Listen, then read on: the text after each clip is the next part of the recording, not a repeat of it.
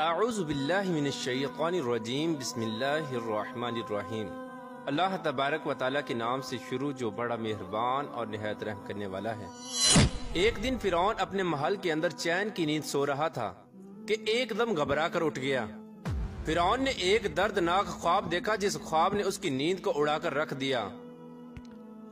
اس ہیبت ناک خواب کو دیکھنے کے بعد فرعون نے کل اپنے دربار کے اندر تمام نجومیوں کو اکٹھا کیا اور اپنے خواب کی تعبیر معلوم کرنے کا کہا۔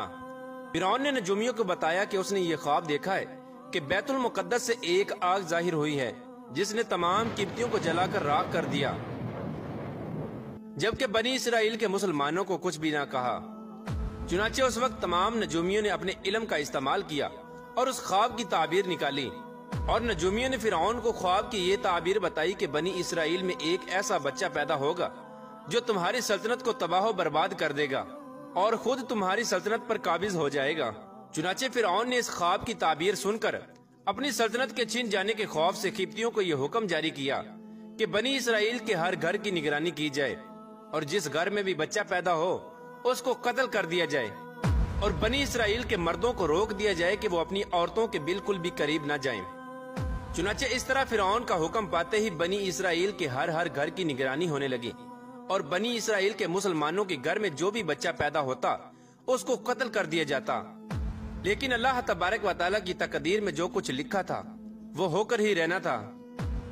اسی قتل و غارت کے دوران اللہ تبارک و تعالیٰ کی قدرت سے 2 بچے ایسے پیدا ہوئے جو اس قتل و غارت سے بچ گئے، اور اللہ تبارک و تعالیٰ کی قدرت یہ کہ ایک بچہ فرعون کے گھر میں پرورش پانے لگا، اور دوسرا بچہ جس کو اس کی ماں نے قتل کے ڈر سے ایک دور پہاڑ کے اندر چھوڑ دیا تھا، اس کی پرورش کے لیے اللہ تبارک و تعالیٰ نے اپنے سب سے مقرب فرشتے حضرت جبرائیل علیہ السلام کی ڈیوٹی لگائی۔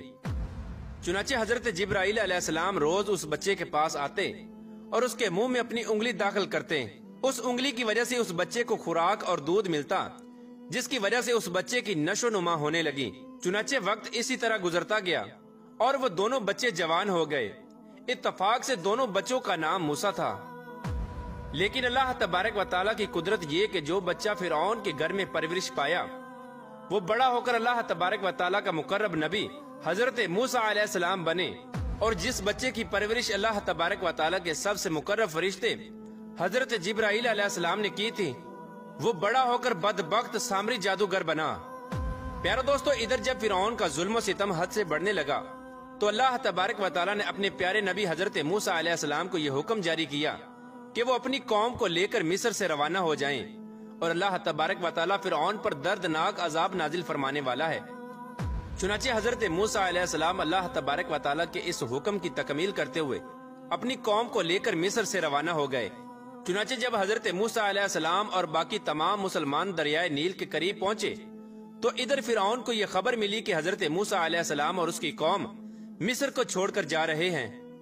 یہ خبر سنتے ہی فرعون نے اپنے لشکر کو تیار کیا اور اپنے لشکر کو یہ حکم دے دیا کہ بنی اسرائیل کے تمام مسلمانوں کو اور حضرت موسیٰ علیہ السلام کو قتل کر دیا جائے۔ چنانچہ فرعون کا لشکر حضرت موسیٰ علیہ السلام کے لشکر کا تعاقب کرتے ہوئے ان کے پیچھے چل پڑا۔ ادھر جب حضرت موسیٰ علیہ السلام اور بنی اسرائیل کے تمام مسلمان دریائے نیل کے کنارے پہنچ گئے تو حضرت موسیٰ علیہ السلام نے اللہ تبارک و تعالیٰ کی بارگاہ میں دعا کی اور دریائے نیل کے اندر سے رستہ طلب کیا۔ چنانچہ اس وقت اللہ تبارک و تعالیٰ نے حضرت موسیٰ علیہ السلام سے حکم ارشاد فرمایا کہ اپنے عصا مبارک کو دریائے نیل کے کنارے مارو۔ تو اس وقت حضرت موسیٰ علیہ السلام نے اپنے کو اللہ تبارک و تعالیٰ کے حکم سے دریائے نیل کے کنارے پر مارا، تو اس وقت دریائے نیل 2 حصوں میں تقسیم ہو گیا اور دریائے نیل کے اندر سے ایک وسیع رستہ بن گیا۔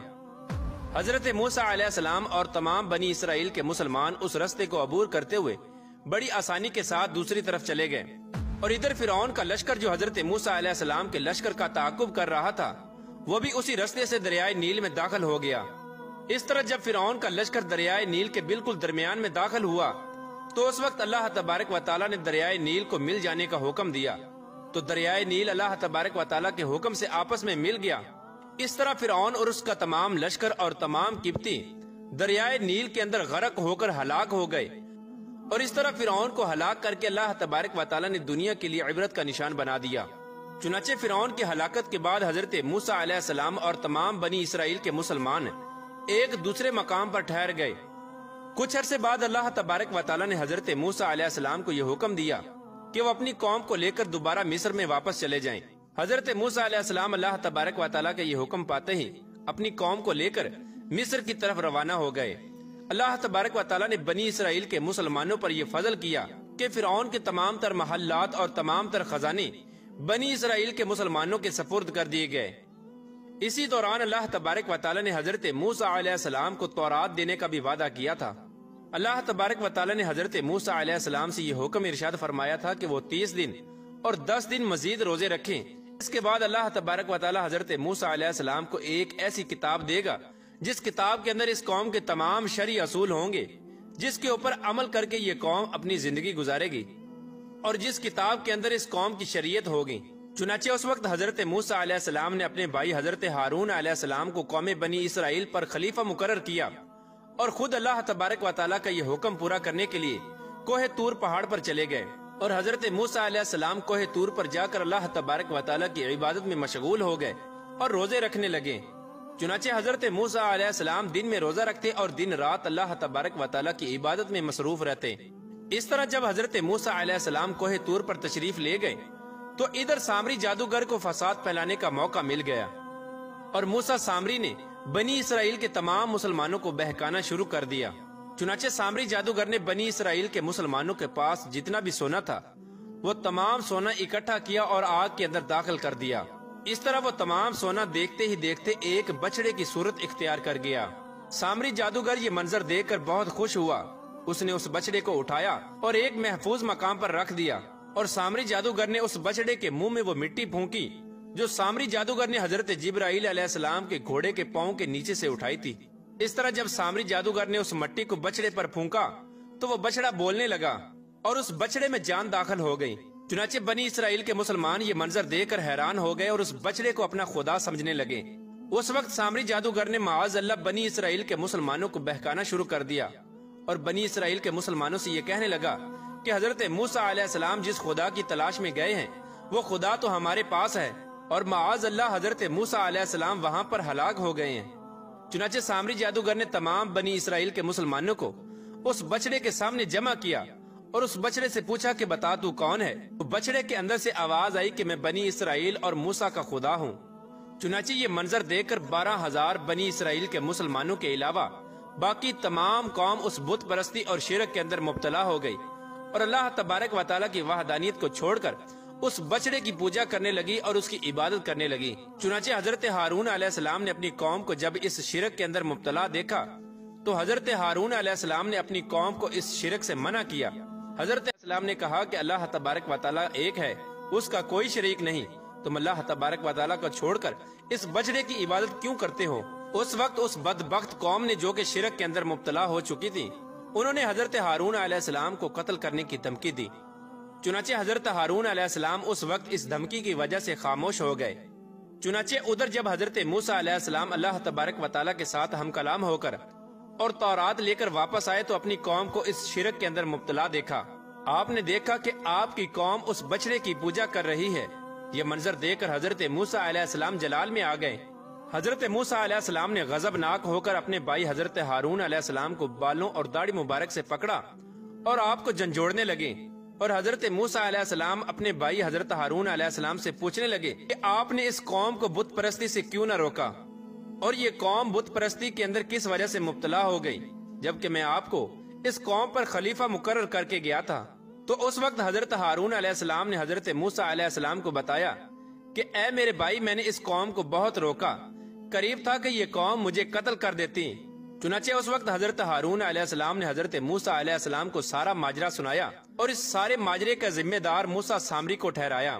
حضرت ہارون علیہ السلام نے حضرت موسیٰ علیہ السلام کو بتایا کہ آپ کی ساری قوم موسیٰ سامری کی وجہ سے اس شرک کے اندر مبتلا ہوئی ہے، اور یہ تمام لوگ سامری جادوگر کی وجہ سے اس بچڑے کی پوجا کرنے لگے ہیں۔